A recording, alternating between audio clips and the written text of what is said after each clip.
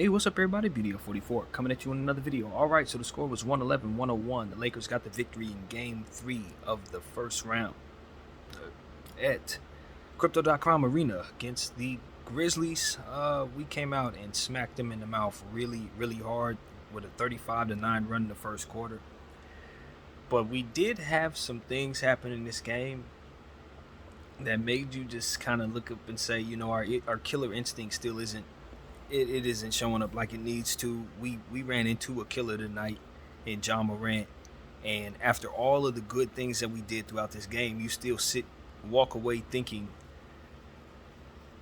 in Game 4, if he does what he did in Game 4, if we don't play like we did, he's gonna run us straight out of here. We had no answer for that dude in the fourth quarter, none. It was like 22 points this man scored or something like that straight. I mean, it was really, really embarrassing. And that's the problem, because we had such a phenomenal 2 or 3 quarters. But it's like we don't seem to understand that that's not going to win you the game. It's sort of like what I said at halftime, like jumping out on top of them and beating them up. That has to be what you do all the way through the game. Because if not, and you kind of decompress or take your foot off the gas, so to speak, the other team is going to take that pressure that you're using to take off, that you're, taking off of the gas, and they're going to come at you with the desperation necessary for them to get back in the game. You got to understand what they're fighting for. This is their playoff life too. They're trying to get to the championship too. So it's like the Lakers are so self-absorbed as a team that they don't realize that the other team has wants and needs and desires and a belief in themselves as well. So it's like once the Lakers get to a point where they think you should be theoretically dead, they stop playing. And it's like, all right, yeah, they're done now. We've beat them up. All right, we can walk away now. It's like, no, you cannot. Your mentality has to be, until they're gone, you got to keep fighting. It's your effort that's going to win, not your talent. And I keep saying it's effort for this team. And, I saw effort through 2.5 quarters.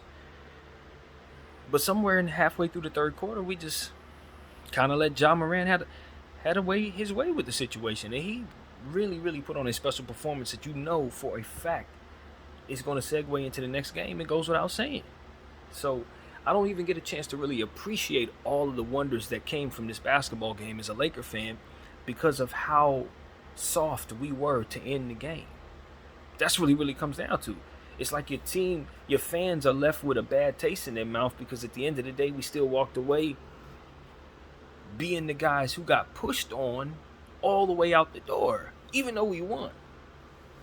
And it's like, what's really difficult to absorb is like,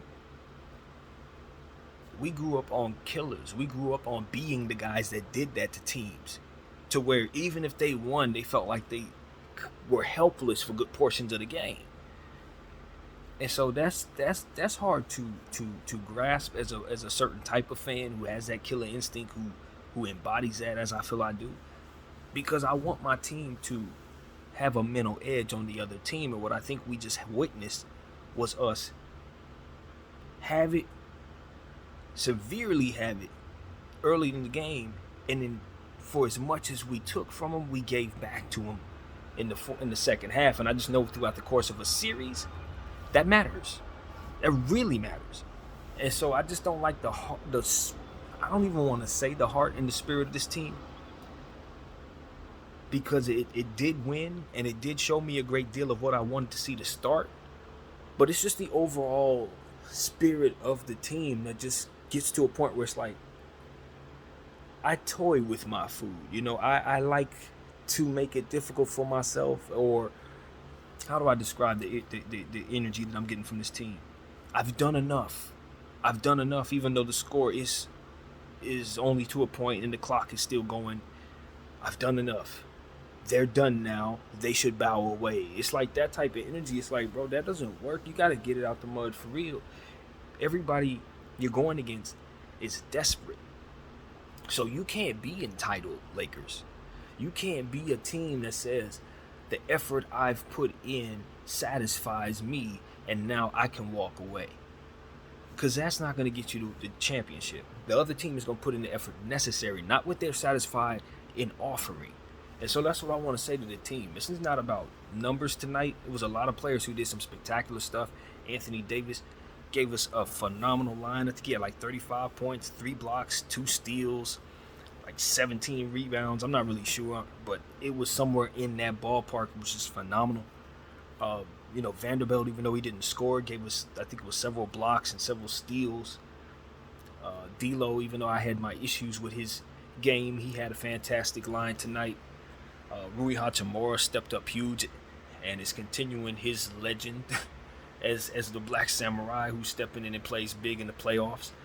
We need to continue to feed him and feature him, because I think that's something that will always be in our benefit, because he takes advantage of pretty much anyone in front of him, and they ain't figured him out yet. And then Austin Reeves hitting big shots and making plays for everybody and getting and ones and things of that nature. There were good things, really, really good things. We jumped on top of this team, had a 29-point lead.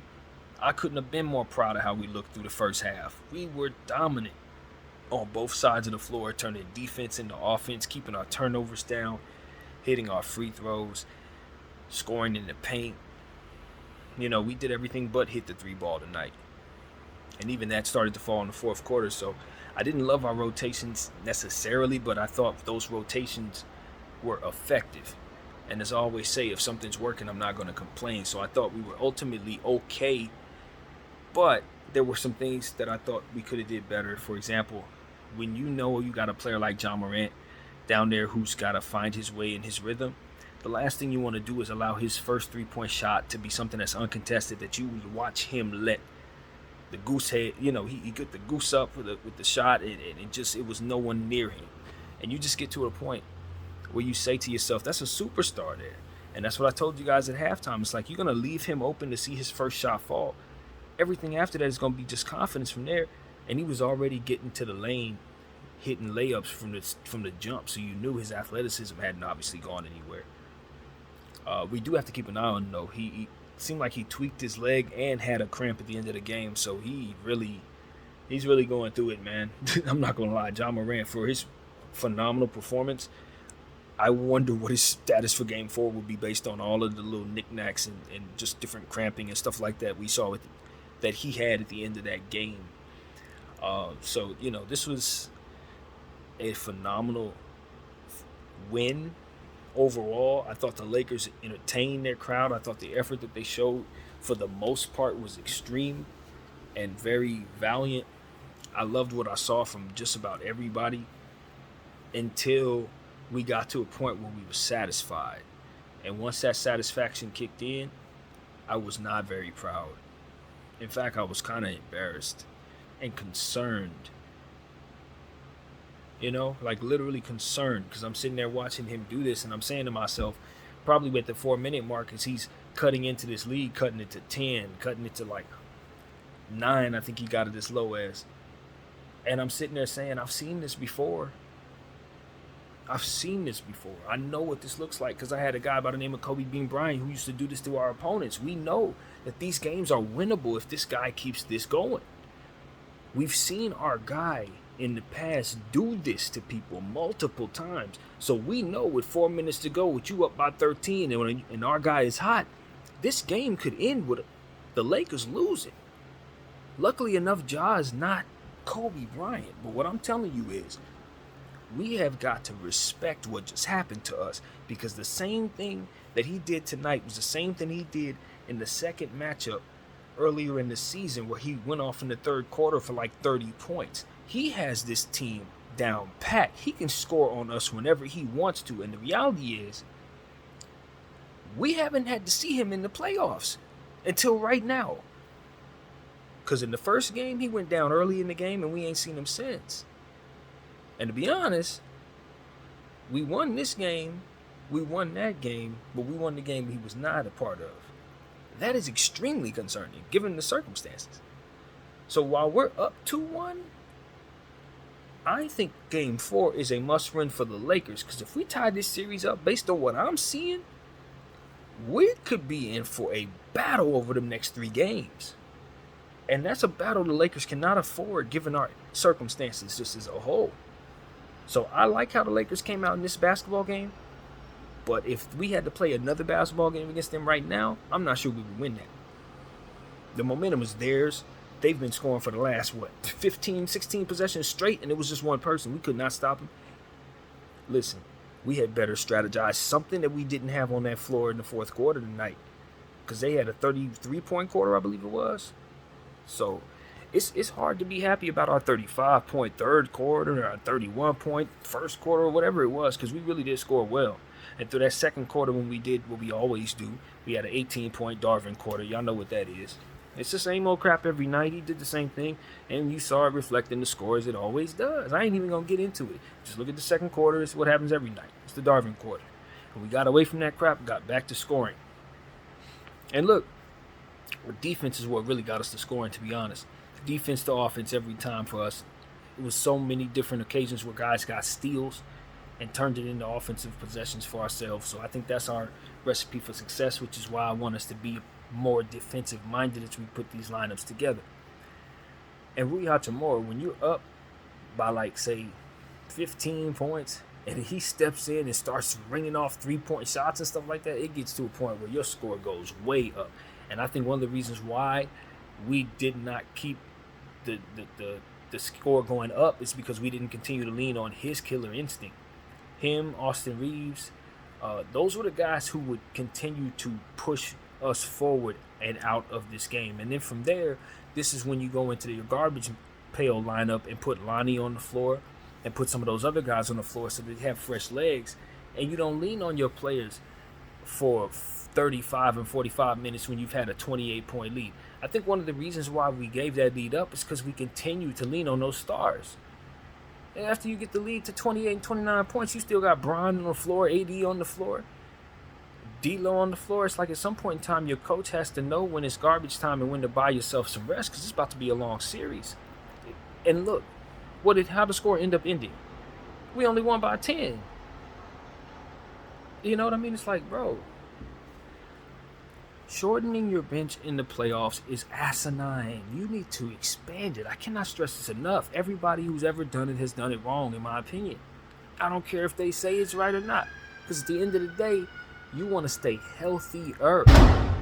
Healthier is the main thing. And if we're going to continue to put Winion on the floor for one single minute and have AD banging around, it's only game 3.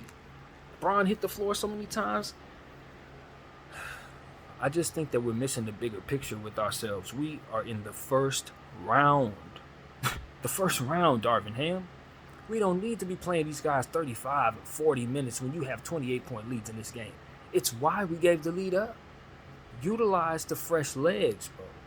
And put the players who are hot, who are not stars, in those lineups with those fresh legs. Rui Hachimura, Lonnie Walker, Austin Reeves, Winion Gabriel, Mo Bamba. This is how you do it. And you always have Hachimura and Austin looking to make the scores happen for themselves. Run them in pick and rolls. You buy yourself some rest for all the other guys that you normally use, and they're going to keep the score high because those are high-level players who are going to play defense and rebound the ball. You're never going to have any issues, bro. Your score stays above 18 the whole time. Like, these are things I just know are going to translate. And all that stuff that what's his name? John Morant was doing down there, getting to the lineups, getting to the free throw line and all that stuff. He wasn't going to be able to get to the lane that easy if Mo and Winion are down there clogging the paint for him. And if they foul a bunch of times, so be it. He was getting to the line 100 times any damn way. That's how they were staying in the game throughout the quarters, second and third quarter particularly. So I just think Darvin Ham continues to disappoint me, man. Even when we are in good situations and the team comes out and get up to an early, huge lead, he does what he should, and it leaves us in a situation where we end up feeling like, well, we won, but if they continue to play like this, we're going to lose. It's like, it doesn't even have to be like that if he just keeps fresh legs on the floor and rotate them in ways that allow them to dominate, bro. It's like the Lakers didn't necessarily take their foot off the gas. They just let their stars get gassed. That's really what it was. And then D-Lo, man, I'm trying to see the fullness of how he played, because we really do have him at a plus minus that is rather impressive. Even in the games where we complain, he's always plus, as to where others who we think are playing better don't usually beat him in that way, and that matters. He's methodical, he's patient, he has a very special gift. And we know he's more likely to hit his set 3-point shots than most, which is why we don't look at that as a bad shot when he takes it a lot of the time. But I'm going to tell you about him just like I tell you about Bron, just like I tell you about anybody else who shoots that shot. We don't tend to rebound it very well. For whatever reason, it turns into transition opportunities for the opponent. So we need to limit those, man. Far too many times do we see shots that D'Lo took that did just that. And a few Bron took as well that did the same. So they were noteworthy. It's a problem for us. And unless we're going to get better at rebounding those shots, we need to do better in transition defensive situations, and most importantly, limit taking those. Speaking of transition defense, I really like what I saw from Austin Reeves in the fourth quarter on one particular transition defensive play. He stopped a defensive play in its tracks. So you just got to give guys credit in situations such as that, especially in the playoffs. They can be the difference. So I love what I saw from our team as a whole. Shots that were hit, even though Dennis Schroeder's 3 wasn't hit as much tonight. He did hit some key shots that we love seeing him take out there. We just want to continue to see him be aggressive, and I saw more aggression from him in this game than I'd seen in the previous 2. So welcome back, DS. We need more from you. Anthony Davis was phenomenal. We couldn't have done none of what we were doing out there without him. I thought he showed me the killer instinct that I wanted to see. I thought he was good throughout. Better than good. That does not begin to describe it. He was phenomenal. And he finally contributed to the scoring in a way that I could be pleased with. So, everything that we needed from AD, he gave us, man. High efficiency, just defensive stats throughout, playing hard.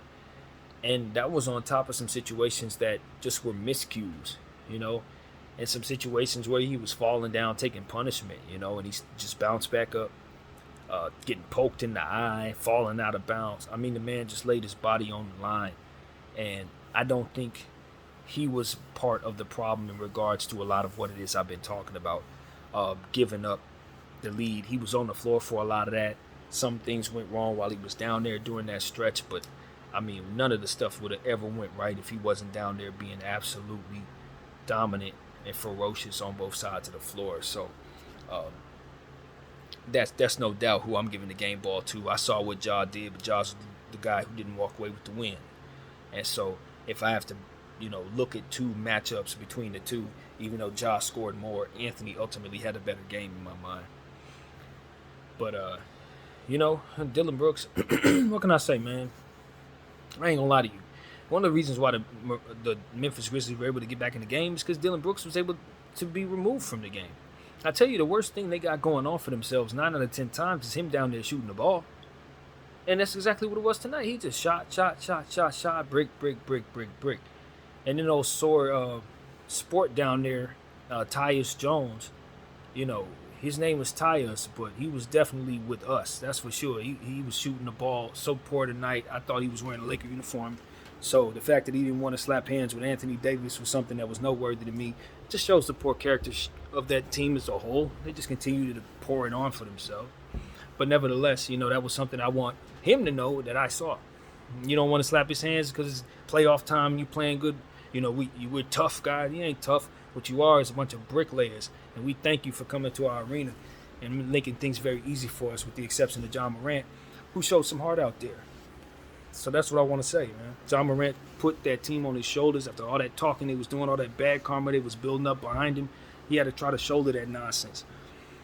I think that team is 2 games away from being silenced, and it's for the betterment of the entire league, if you ask me. And I'm just going to be honest with y'all. But that had nothing to do with what I saw tonight from John Morant. He put on a performance that everybody should be proud of in a losing effort. But that's really what I got to say about that, man. I was happy we won. And, our team really showed me that when we want to, we can be devastating. We can be devastating, especially if the other team is going to be aggressive and break everything.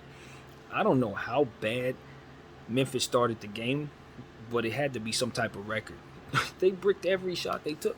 I mean, it got to a point where I'm like, okay, yeah, we're playing good, but this is less about us and more about them just coming out here, running their mouth, and proceeding to let the basketball gods kick them around for it. Like, I'm just watching the shot, brick after brick after brick. I'm like, wow, these dudes really ain't gonna get it right tonight. It's the playoffs. They come to LA after talking all that head and go lay an egg.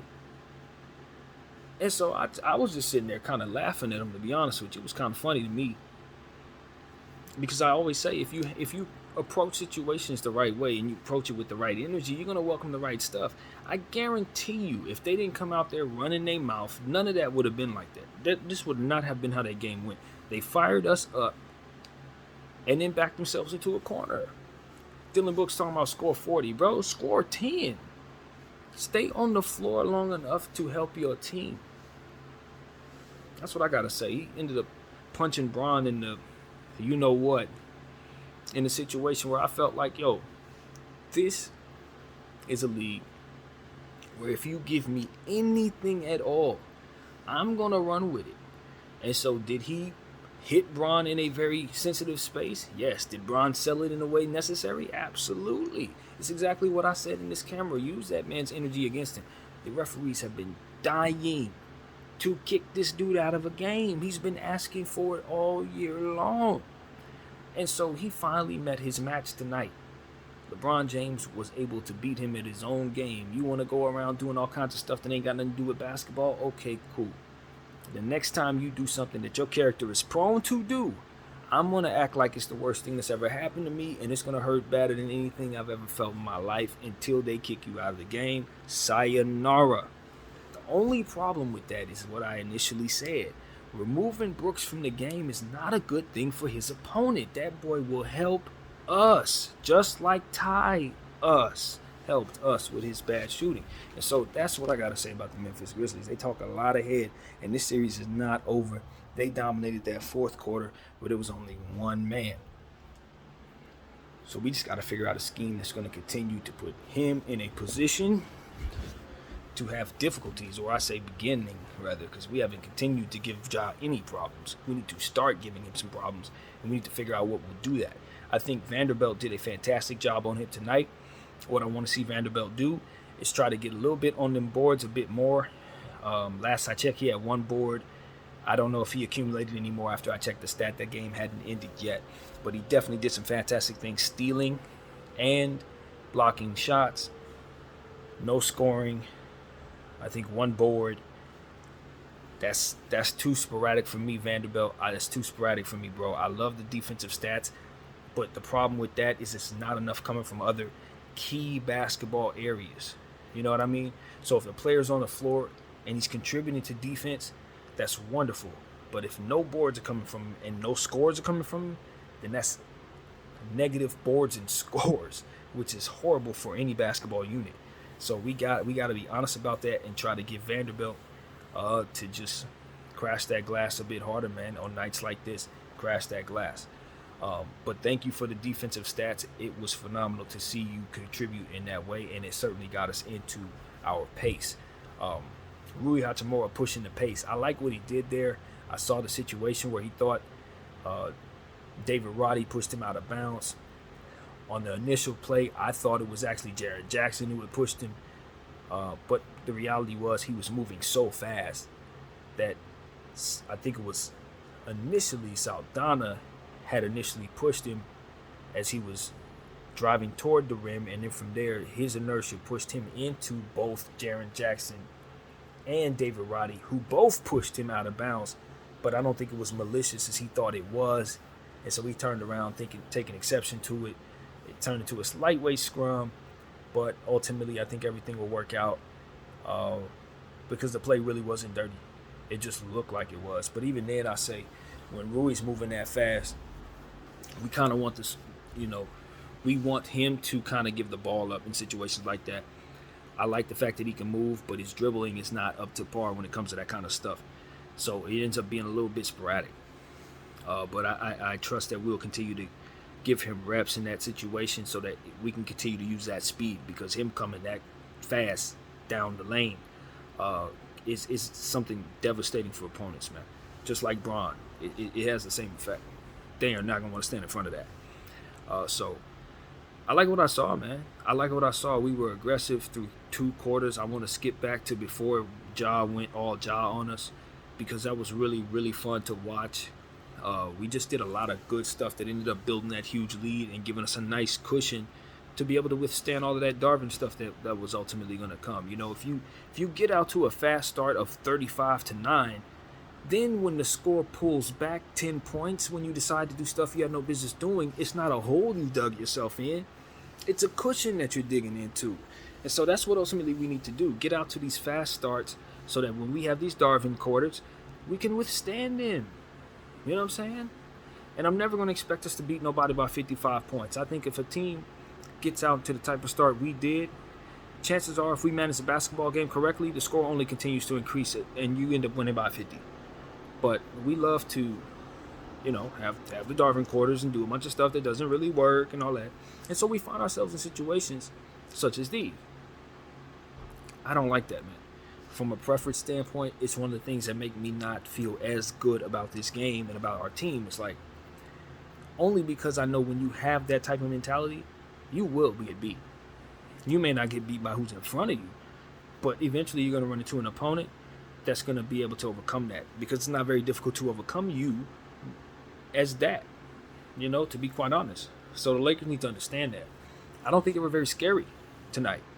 If you look at the fullness of the game, yeah, through 2 quarters, they were terrifying. But you start to see that, hey, yo, watch them. They're just going to leave. They're going to pull back.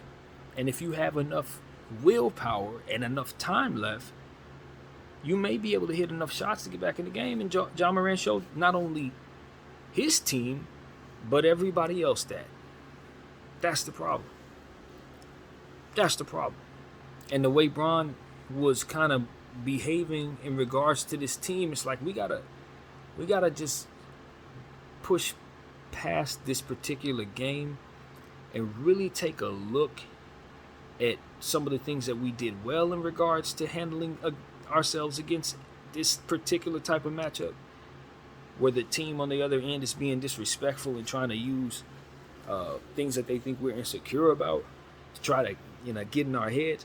I think we did some good things in regards to managing that, and I think we did some not so good things in regards to managing that. And I just think that as a team, this was a really, really good game to learn from, because I don't think this is the last time we're going to see a team use their dog against us in hopes of trying to get in our head, use our age or use various things against us to try to make it personal. So we need to understand that we haven't beaten our opponent. That's the main thing I want to say about this team.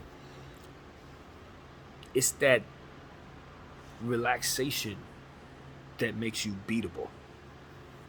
It's that breathe a sigh of relief that makes people like me attack you in regards to, you don't have killer instinct. We don't see that heart. That is what we attack. We don't like that. We got it. That's something that we don't believe real champions can win with. You know what I mean? So the Lakers got to find a way to work on that aspect of the personality as a unit so that they can ultimately gain our respect, if that's what it's about. I think by default you will win, because that means you've put your foot on the gas throughout these games and won a game like this by 37 points. You know, so that's my problem. To see the score and the fact that we won by 10, to look up and see Ja Morant had just a symphony of a fourth quarter. That in the playoffs on my home floor, it's almost like another one of those signature Laker wins that you want to rant and cuss about because it ultimately felt like a loss. You know what I mean? Not quite that bad. Honestly, not quite that bad. But as you can see, the vibes ain't, oh my God, the Lakers won. Nah, not at all, because we still left ourselves mentally vulnerable and with the momentum being worn by the other team as we end up walking away. We still end up feeling like we disrespected ourselves. Like we didn't teach the other team a lesson, like they could potentially come back and maybe even teach us a lesson. As if we the ones been acting like that. You understand what I'm saying? I don't think we taught them nothing. I don't think they put any fear in their heart. I think we showed Ja Morant that he can get to the lane whenever he wants to. I think we might as well just say that if we don't play better, we're going to lose game 4. And that should not be the way we finish talking about a game where Anthony Davis and Rui Hachimura and Austin hit shots and all this different stuff was so very, very, very impactful to ultimately building such a fantastic 29-point lead. We're up 2-1 in this series. Like I said, great win. Happy to be in this position. Happy to have won the game. Excited about our future because we've won 2 games in the playoffs, Lakers. This is a big deal. We got home court advantage again in this series. We got a chance to go up 3-1. All of this, for what it's worth, is worth $1.5 million. Big time. Whatever. Bill ticket. It's worth everything. But how you behave from game to game will determine what the other team thinks of themselves, what the other team thinks of you, what the other team's strategy will be, what their odds are in regards to winning the next game with Vegas and all these various different things. How we ended this game should make people feel a lot better about Memphis' chances of coming back and winning the series. If I'm going to remove my Laker fandom, I'm saying, man, I don't know how the hell the Lakers are going to guard Ja Morant going forward. Am I going to expect Anthony Davis to give me 35 and a bunch of blocks and a bunch of rebounds every night with all of the things that happened right for the Lakers? They still didn't shoot the 3-ball well. Are they really going to shoot? Or rather, are they really going to turn the ball over less than Memphis when they haven't in any of these other games, mostly? I think we've only been lower in their turnover total in one other matchup this season, including playoffs. Is that going to be duplicated? Brooks ain't going to be thrown out of the next game. I don't think he's going to be suspended. Like, there's just, things that happen in this game that I just don't think we're going to see again. And so we're going to have to go back to the drawing board and be prepared for Taylor Jenkins' adjustments. Because we know they're coming and we know he's good at that. And we know his team laid a proverbial egg tonight and still walk away with only a 10-point deficit. That score looks mighty respectable. Them kids going to go to sleep tonight clapping and slapping hands because they know that they got momentum. They know that the Lakers gave them their best shot and they walked away feeling like they shrugged it off. And that's the problem. We gave them our best shot. We hit them hard. And they wiped their blood off their lip and picked themselves up and said, see you next game. They walk away with their head high. The series ain't over. In fact, I got reason to believe this series is going to extend because of what I saw tonight. When Ja goes off in the way that he did, I can't feel like, oh yeah, we about to finish him off in 5. If we figure out how to stop him, we may. It's just, and some of it I give to Darvin, some of it goes to the players, but ultimately we just got to do better as a unit. You have to do better as a unit. It ain't just about wins and losses. It's about making sure you keep dominance over everybody until you get to the finals, because that team that you're going to see in the finals is winning games too. They winning games too, and they peeking around to see who's paying attention to them, and they know many are. You understand what I'm saying? You can't be satisfied with yourself. That's what I'm talking about, being self-absorbed. And you think about the only thing that's going on is what you got going on or what you see. No. The Lakers, you're in a world where everybody's after what you after. Everybody trying to get to Larry O. Everybody's got somebody on their backs watching them. Everybody's trying to play their best ball or angry at themselves for not. See what I'm saying? So the Lakers, I just think you need to stop being so centered in their own journey and respect that there are more characters in this story than them. And even though the ESPN and all these different publications, including myself, make us feel like we're the only team in the world, reality is, if we have about as good a chance as anybody in the Western Conference getting out of it, and right now, I don't think we're the one that's playing the best ball out here right now. We're not. We're definitely not. If we play like we did in the first 2 quarters, we could beat all those teams, sweep all those teams. You do that through 48 minutes of every game you're in, you sweep everybody. But we're not built like that. We're built to do that for a minute and then look at our circumstance and say, I don't need to do nothing else. I'm chill. The clock will save me. We've seen this team do this so many times and lose basketball games this season. And how many losses have we complained like about this, Laker fans? The Philly games, Indy, Boston, Charlotte, Portland. Games where we thought the clock would save us because we had a lead and we didn't want to play hard no more. That's what I saw from my team tonight. Just completely decompress, just let me exhale, let's relax, smoke some weed type energy. And the game's still going. Like they're gonna call it or something, like it was the fight tonight or something. Nah, they ain't gonna call that. You got to see the clock through.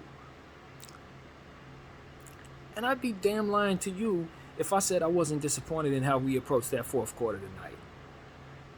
The second quarter, that's going to happen.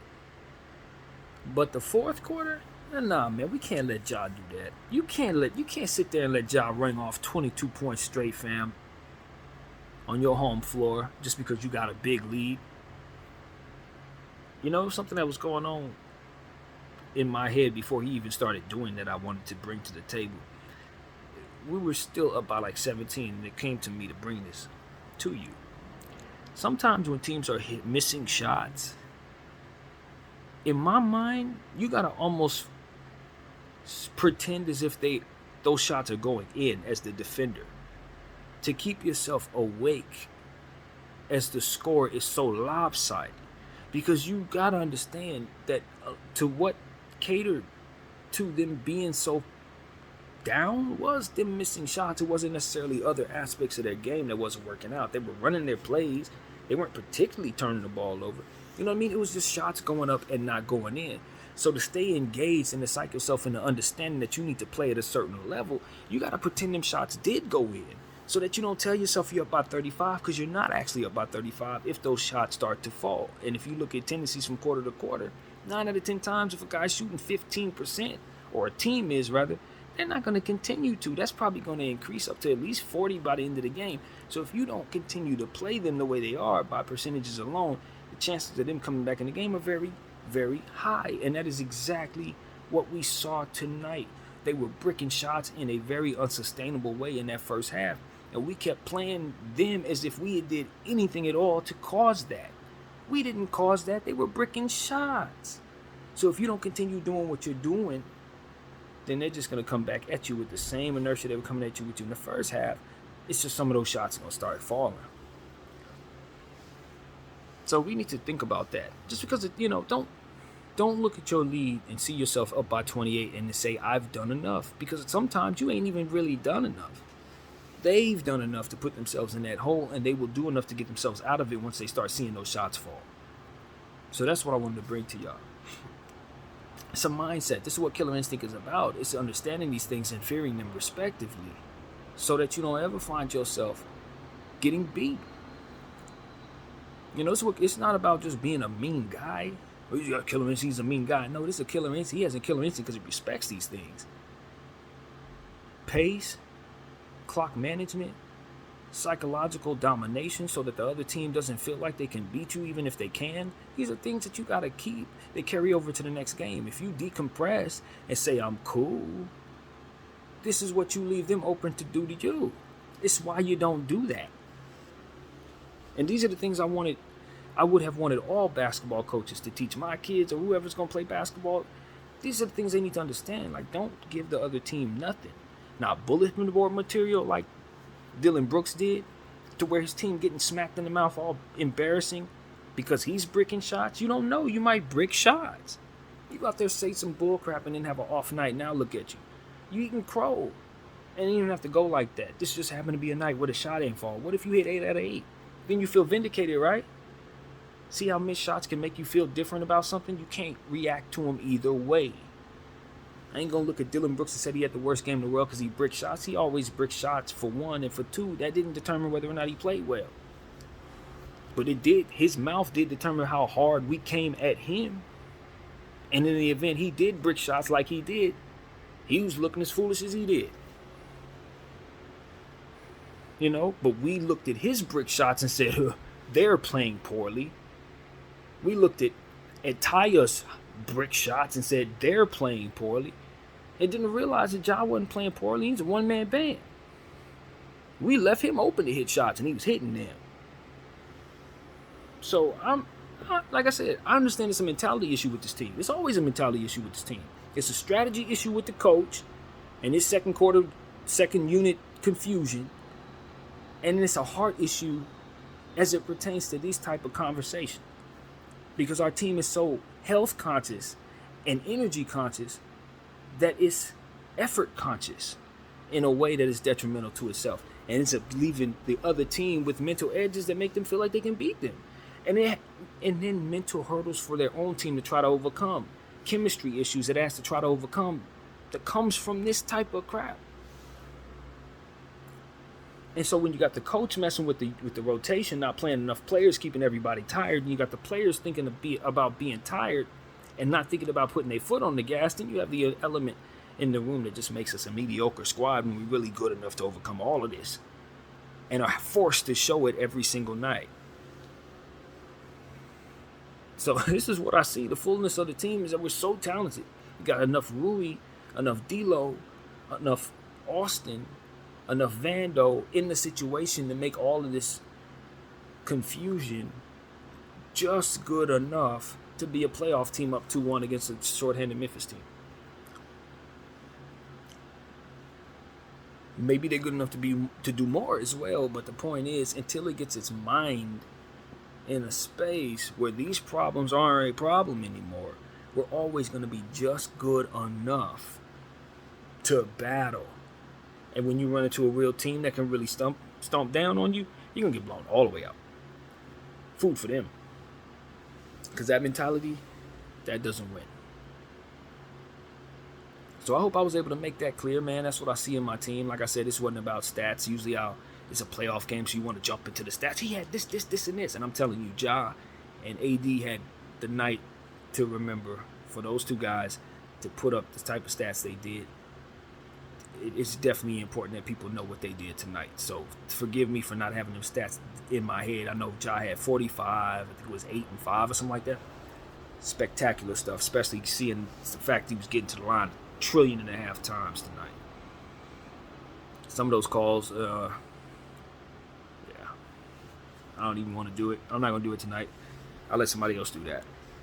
But all in all, I was happy to win, man. This was a win I really wanted. I'd much rather have it in more spectacular fashion to signature off such a fantastic first half. But it's apparent to me that we don't even win that game without that first half. We had to do everything we did just to keep that Ja performance from being enough. And I don't know if I should be excited about the ability to do that or concerned about that's what it takes to keep a lead. I haven't figured it out, but one thing I do know is there's certain things that allowed that lead to come back could be shored up. And what we did to get that lead can most definitely be duplicated. So that's what I'm encouraged by. Rui Hachimura, that dude needs to be given more time and more freedom. We didn't play him enough tonight. For all of his breakout, everybody, including ESPN and the big dogs, are telling you that Rui Hachimura is the best thing since sliced bread. And the Lakers still didn't play him enough minutes tonight to reflect the breakout. I just don't understand it. Even when he's balling out, we're still hesitant. It's kind of confusing. And look, man, I don't know what I got to do. I'm tired of telling people I want to see Lonnie Walker and Bamba and Christie on the floor. I'm tired of saying this. Is there something I could say that can just cue up the entire conversation and just say, something? There has to be something like, this is just what needs to happen at all times in order for BDF to be pleased. And since it's never happening, can we just put it in a box somewhere and just consider it? Because I know if you watch me, you heard me say the conversation. It's every day. I want our players to play. I see the fruit in seeing everybody play. They can all play well. It's not like any of these guys are scrubs. It's not like I think these guys are even bench players in some cases. And so it's like, with my belief in the roster and my belief in the need for depth, it is absolutely a nightmare for me to watch my team have so much of it and not utilize it when we need to the most, when I know for a fact it will keep our injury-prone stars healthy. So, like, oh, man, this is hard for me, man. It's hard for me. When I think and see the game the way that I do, and I watch what I see, I just want so bad to be simple-minded in regards to how I view this team. We won. We're in the playoffs. I'm happy. But everything leads to something else. Everything leads to something else. And if my goal is 16, or rather 18, but our NBA championship number 18, if my goal is to get 16 wins to get that 18th championship, which we're 14 wins away, then there's so many things that we have to do to assure that we capture every one of those wins. And making sure that you do not give the entire field the idea that you really are old and tired is definitely at the top of the list for our team. And I don't think we effectively did that today. I think we looked old and tired. I think we won the game. I think we looked great. But I think we ultimately showed people that you can get in our heads. And even if you have the biggest lead in the world when we're feeling ourselves, you can get back in the game. And it ain't going to take but one person to do it if you have one of those stars. So you know a bunch of people can do it if everybody's firing on all cylinders. The Lakers can be beaten. That's what I took from a win. And so that is ultimately what frustrates me in the end. My name is BDL44. I thank you all for watching.